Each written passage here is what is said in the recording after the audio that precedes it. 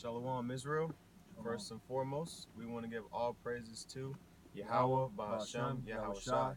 and double honors to the apostles and elders of Great Millstone, and peace and salutation to the elect that are scattered across the four corners of the earth, and also to the men that are pushing this truth and sincerity.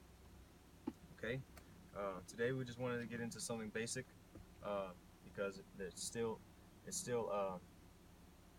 seemingly unknown to certain people who probably aren't going to get it anyway. But we're here to edify the elect, so we just wanted to get into what our nation looks like, what the Israelites look like. Are they the same complexion as those who uh, claim to be the Jews over there in Israel, or do they look something opposite to that? Okay, so we just wanted to get a couple of scriptures proving that that that the original skin color of the so-called Jews, or I should say the Israelites, was not the complexion of what one would call a Caucasian today. Okay, um, so we're gonna go ahead and get that in Numbers. Con. This is Numbers chapter 12, beginning at verse 9.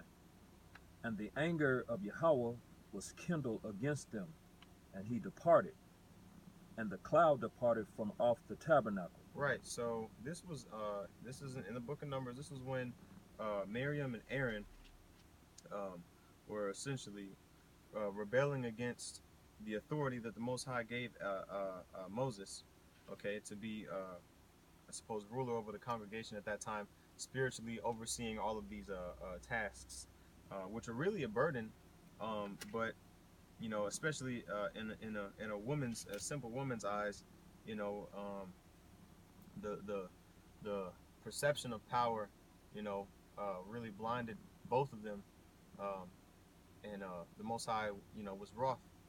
He was very wroth. He was very wroth with Aaron and Mary.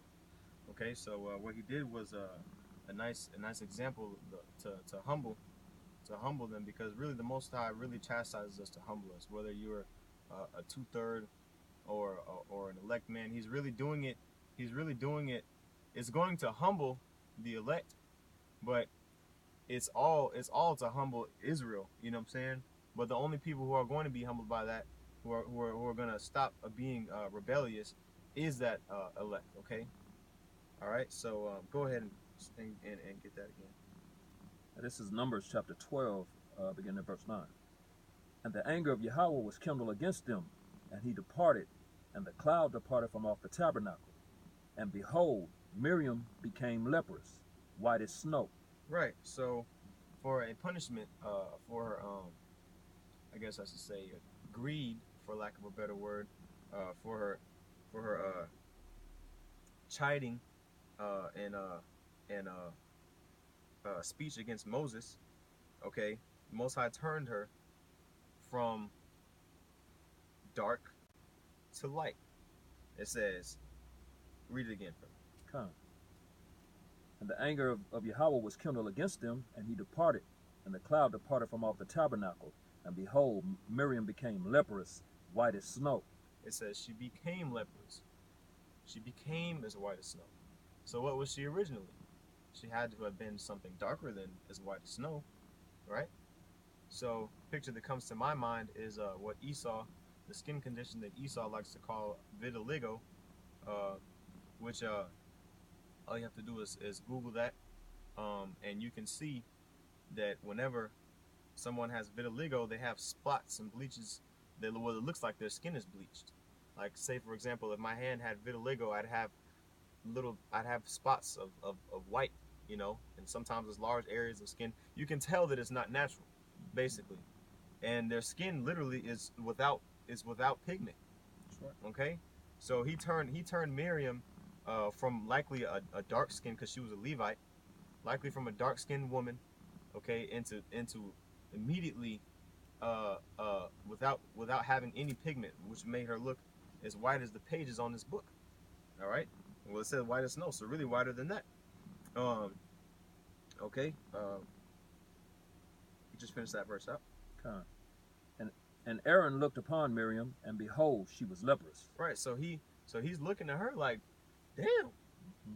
You know what I'm saying? He feared. He was like, okay, yeah, that's all I had to see. Right. You know what I'm saying? Because, you know, both of them knew that the Lord was pissed off. And what happened after that? She had to go outside of the congregation. Okay. So leprosy is a disease, man. All right. And when you become leprous, you become white as snow. All right. So how can somebody who has leprosy, when they become white as snow, excuse me, does that so is everybody? Because all of those who claim to be Jews, you know, they are all white as snow. So does all the nation of Israel have leprosy? Or should I say they claim to be of the southern tribes, either Judah, Benjamin, or Levi? So are they do they have leprosy? No, man. Okay, go ahead. This is 2 Kings chapter 5, beginning at verse 27. The leprosy, therefore, of Naaman shall cleave unto thee, and unto thy seed forever. And he went out from his presence a leper, as white as snow. Right. So, Naaman was a man who was originally leprous, okay, and then the Most High healed him and turned him back leprous again, man. Okay, and so he didn't have any pigment. This says it there again. It's white as snow. That is a metaphor, man, for how pale their skin looked in comparison to who? Everyone else. Who looked what? Darker than that. Right? All right? And as a matter of fact, leprosy began with Cain. When the Most High put that mark on Cain, that's what that leprosy is, okay? And as a matter of fact, let me just go ahead and read in Genesis, okay? Because this goes all the way back to ancient times. Genesis chapter 4. I'm going to start at verse 14. It says, behold, you know what? Verse 13. It says, and Cain said unto YAHAWAH, my punishment is greater than I can bear.